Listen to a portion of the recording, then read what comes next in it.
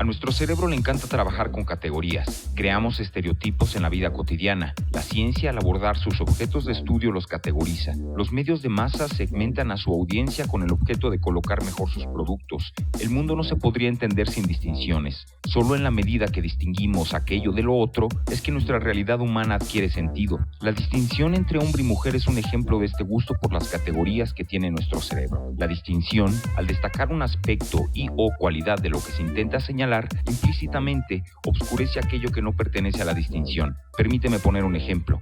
La distinción de la belleza solo es posible en la medida que se destaca de lo no bello. En otras palabras, la belleza es en tanto que se distingue de la fealdad. De otro modo, no habría necesidad de hacer la distinción no bello, no feo.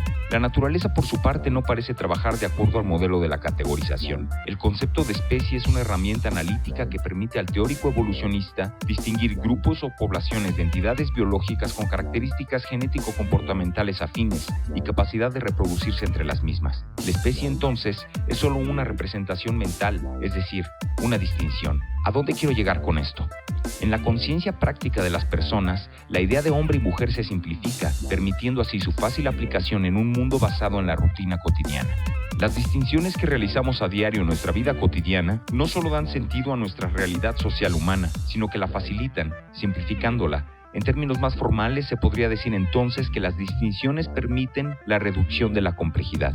La igualdad biológica, ya sea dentro de los respectivos sexos o entre ellos, es solo una ilusión para reducir la complejidad. En términos biológicos, la idea de hombre y mujer es más compleja que aquella usada en otros contextos de la vida cotidiana. La evolución no es estúpida, no pone todos los huevos en una canasta, su estrategia es la diversidad, es decir, la distinción. La variabilidad individual en genotipo y fenotipo, tanto en el hombre como la mujer, no solo es diversa hoy en día, sino que esta ha sido la resultante de procesos combinatorios genéticos que ocurren en una escala temporal que va más allá del insignificante tiempo de una vida humana. Factores endógenos al organismo como la genética, el entorno hormonal y la configuración cerebral generarán una base, un sustrato biológico de donde las estructuras sociales y la conciencia del individuo partirán para delinear las particularidades que definen la identidad sexual de los individuos. Lo biológicamente masculino y femenino en nuestra época no es más que una diapositiva intermedia de un proceso evolutivo, el filme de la evolución humana formado por múltiples diapositivas, extremadamente complejo y fluctuante, de modo que resulta más conveniente observar al hombre y la mujer como parte de un espectro dinámico que fluye entre aquellos ejemplares que exhiben configuraciones extremadamente masculinas y aquellos que, por otro lado, exhiben configuraciones extremadamente femeninas. Los humanos contamos con 23 pares de cromosomas. 22 de esos pares los compartimos hombres y mujeres. En la posición 23, las mujeres presentan en la gran mayoría de los casos el par XX, mientras que los hombres el par XY. Lo que significa que solo es necesaria la alteración de un cromosoma de un total de 46 para resultar en contundentes modificaciones anatómicas, psicológicas, funcionales, reproductivas y, por qué no, socioculturales dentro y entre los sexos de la especie humana. A partir de esta minúscula modificación genética de un embrión que por defecto es hembra, se transita el surgimiento de un macho. Dicho proceso de bifurcación sexual será comandado principalmente por las hormonas sexuales esteroides masculinas, pero acotado por el potencial genético del feto dado a partir de la combinación de 50% del patrimonio genético del padre y 50% del patrimonio genético de la madre. La liberación de andrógenos permite la masculinización del cerebro humano, la ausencia de esto su feminización. El hombre posee en promedio 10 veces más testosterona que la mujer. Por otro lado, hay casos de mujeres que logran empatar los niveles de testosterona de machos poco favorecidos con esta hormona. Los niveles de circulación de hormonas sexuales esteroides tanto en la placenta, infancia y etapa adulta del humano influirán críticamente en la variabilidad psicológica y comportamental del mismo. Las hormonas femeninas típicas son los estrógenos y hormonas como la oxitocina. En general, los niveles de estrógeno son mucho más elevados en la mujer que en el hombre, situación que no impide que ciertos hombres, por causas genéticas, ambientales o incluso nutricionales, produzcan un entorno hormonal altamente feminizado. La acumulación de grasa abdominal, la irritabilidad, la falta de concentración, la falta de líbido, todos estos son factores que se manifiestan en un entorno hormonal masculino colmado de estrógenos. La testosterona nos torna agresivos para ser competitivos y territoriales. Los estrógenos no nos hacen agresivos, nos hacen ser unos machos amargados y enojados con el mundo. La testosterona nos permite aliviar el estrés. Los estrógenos la disparan, feminizando nuestro carácter, es decir, alterando nuestra configuración masculina con la que por defecto arribamos a este mundo. Aunque no lo creas, ocupar mucho tiempo en ambientes femeninos o infantiles repercutirá en el detrimento de un entorno hormonal favorable para tu masculinidad. Si a nivel genético y a nivel hormonal las diferencias son definitivas, a nivel cerebral la complejidad de las diferencias aumenta. La evolución ha cableado los cerebros masculino y femenino de una manera casi opuesta.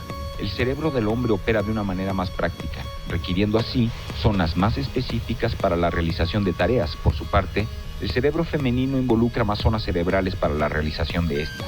Los hombres tienen 6.5 veces más materia gris que las mujeres. Ellas, por su parte, cuentan con 10 veces más materia blanca cerebral. Pensar con materia gris, la cual está compuesta por neuronas activas, está relacionado con el razonamiento lógico.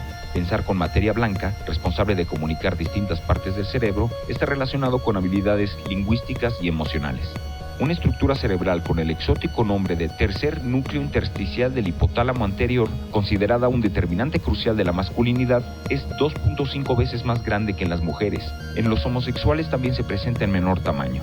El cerebro límbico, relacionado con sentimiento y emociones, es más desarrollado en las mujeres que en los hombres. El neocórtex, último desarrollo de la evolución cerebral humana, íntimamente ligado al pensamiento racional, posee 4% más neuronas y 100 gramos más de masa cerebral en el hombre que en la mujer. El lóbulo parietal inferior, la misma área que se mostró es más grande en el cerebro de Albert Einstein, es más grande entre los hombres que en las mujeres. Las conexiones cerebrales exhiben patrones opuestos en los periodos de desarrollo del cerebro humano. Mediante estudios de resonancia magnética se ha encontrado un patrón de conexiones cerebrales fortalecido a lo largo del cerebro en el caso de los hombres y otro entre los dos hemisferios en las mujeres. Para el caso de los hombres se fortalecen bajo esa conectividad las habilidades motoras y espacios sensoriales, mientras que para las mujeres la conectividad entre ambos hemisferios les permite desarrollar habilidades analíticas e intuitivas. Otros estudios han detectado un mayor desarrollo del cuerpo calloso cerebral, el tejido nervioso que conecta ambos hemisferios cerebrales, en cerebros de niñas en estado fetal de 28 semanas. Por medio de este hallazgo, investigadores han encontrado que al leer una novela, los hemisferios cerebrales de hombres y mujeres no funcionan igual. Para el caso de los hombres, se activa exclusivamente el lado izquierdo, mientras que en las mujeres ambos lados son activados. El cerebro no solo piensa, también guía las emociones. Los cerebros orientados a lo masculino difícilmente expresan sentimientos o les cuesta trabajo hacerlo. En estos cerebros se separa el lenguaje en el lado izquierdo y las emociones en el derecho, mientras que en las mujeres las emociones y el lenguaje ocurren en ambos hemisferios, permitiéndoles así comportarse fácilmente de manera expresiva.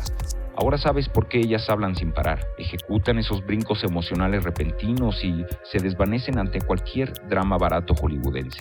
Las habilidades físico-motoras, así como la capacidad de desarrollar masa muscular y el potenciamiento de instintos como la territorialidad y agresividad, dados por una abundancia de testosterona en el sistema biológico del hombre, lo capacitaron para enfrentar la extensa cantidad de guerras, invasiones y hostilidades climáticas, entre otros factores adversos que, como bien sabemos, ha tenido que enfrentar. El hardware cerebral masculino viene además con un diseño por defecto, que le permite aislar problemas y resolverlos.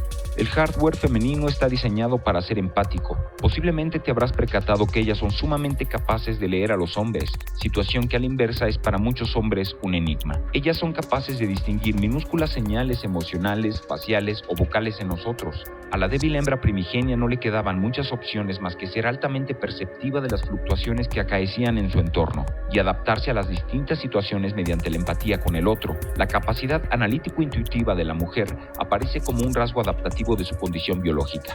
Desde tiempos ancestrales, el terreno de la guerra femenina ha sido el lenguaje. Las mujeres, aunque son capaces de culminar en el enfrentamiento físico, por lo general lo evitan, volcándose hacia el conflicto en el lenguaje, utilizándolo como medio para establecer alianzas, chisme y o violencia pasiva. Ellas pueden ser igual de agresivas que nosotros, con la salvedad que su agresividad es más siniestra, ya que suele ser indirecta y la ocultan en su discurso o en su manipulación por medio del sexo. El sexo es otra herramienta indispensable para que la mujer lograra tener injerencia en la toma de decisiones, o simplemente sobrevivir en el salvaje mundo primitivo. En el deslumbrante, liberal e hipergámico mundo actual parece que esa vieja práctica sigue teniendo bastante éxito. El carrusel de penes, es una de las versiones culturales más recientes para que la joven hembra actual, recién ingresada a la edad reproductiva, se adiestre en las redituables artes de traficar con su sexo, a cambio de recursos varios, estatus y prestigio que distintos inexpertos hombres-ave proporcionarán. ¿Qué acto puede ser más agresivo que cabalgar de pene en pene con la alta probabilidad implícita de la propagación de infecciones genitales como herpes o clamidia por el simple beneficio de la extracción gratuita de recursos a costa de un hombre ave enjaulado en la caja negra del feminismo y los perniciosos valores de la sociedad ginocéntrica? Parece haber suficiente evidencia para relacionar a la testosterona con el deseo y la conducta sexual, esto tanto para hombres como para mujeres.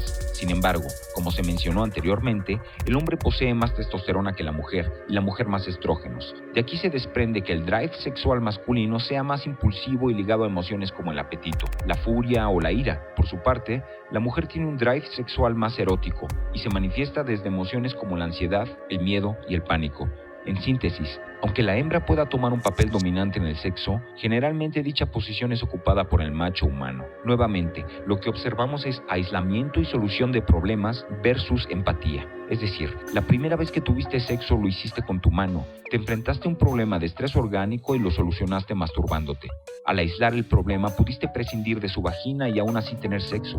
En general, la primera vez que tuvo sexo una mujer fue con uno de nosotros, no con su mano. O sea, ellas, al contestar al llamado de la reproducción, abordaron la situación desde un enfoque relacional y empático, no como un problema susceptible de ser aislado para su pronta solución. La maduración en las hembras humanas es sumamente precoz. La feminización de su cerebro les permite desde una edad temprana perfeccionar sus capacidades lingüísticas, intuitivas y sexuales. Estudios muestran que desde edad temprana ellas muestran mayor tendencia a establecer contacto visual y una temprana verbalización de sus emociones. El juego en los niños es un claro ejemplo de ello. Los niños, por su parte, están interesados en juegos de índole mecánica, estructural o bélica, mientras que a ellas les encanta jugar simulando marcos de interacción de la vida real, en donde se requiere ser empático para adoptar el papel del otro, y así jugar felizmente a la comidita, al papá y a la mamá, al shopping o a cualquier otra actividad relacional y emocional humana. Recuérdalo siempre, tú eres producto de la evolución de cazadores-recolectores primigenios. Ella es producto de la evolución de hembras cuyo principal trabajo es la atención del hogar cueva y la progenie.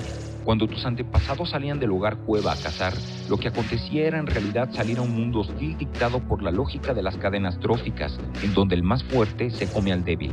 Para cumplir con el propósito funcional de tu masculinidad, la evolución se encargó de dotar a tus antepasados con características cerebrales y fisiológicas propias para realizar sus tareas en un mundo adverso y poder, con suerte, regresar a sus hogares cueva un día más y ser tratados como héroes por sus hembras, su progenie y hasta por su perro, o para ser más exactos, su cría de lobo. La evolución cultural es extremadamente rápida en comparación con la evolución biológica. Asistimos hoy en día a un mundo social en donde la supervivencia está básicamente asegurada para grandes sectores de la población, y esto ocurre incluso en la relativamente desarrollada Latinoamérica. Vivimos en un entorno altamente feminizado. Desde mi punto de vista, solo a partir del conocimiento de los factores que intervienen en una situación es que es posible la modificación y superación de la misma. Sin duda, el entorno sociocultural puede influir en la modificación de tu configuración biológica. La interacción entre biología, sociedad y conciencia es una imbricada dinámica multifactorial. En sociobiología se utiliza una analogía interesante, la estrategia 1000 hojas y la estrategia Boyo. Para el caso de la estrategia 1000 hojas normalmente utilizada por el discurso FEM, la interacción entre biología, sociedad y conciencia actúa por medio de capas como en un pastel 1000 hojas. Tendríamos así una capa de biología, seguida por una capa de conciencia y por último una capa cultural. Cada nivel sería autónomo respecto a los otros y solo estarían conectados para dar paso de un nivel al otro. En un bollo no encontramos capas de ingredientes, sino que los encontramos superpuestos, imbricados. Las pasas se mezclan con el pan y las nueces. El bollo no es una capa de pan, otra de pasas y otra de nuez. Es la combinación de los tres ingredientes que en su conjunto producen lo que llamamos bollo. Desde esta perspectiva partiremos para seguir describiendo el proceso de conformación de los bollos masculino y femenino en esta trilogía del género. Hemos llegado al cierre de esta entrega. Espero haber aportado las claves necesarias para una comprensión más profunda de lo femenino y masculino. En la siguiente entrega abordaremos la dimensión social del fenómeno y dejaremos para la última entrega de esta trilogía el factor de la conciencia. Gracias por permitirme llegar a tus oídos. Por favor, ayúdame a propagar mi mensaje comentando, compartiendo, suscribiéndote o con un valioso like. Hasta la próxima, internauta de la Hombreósfera. Espera por más.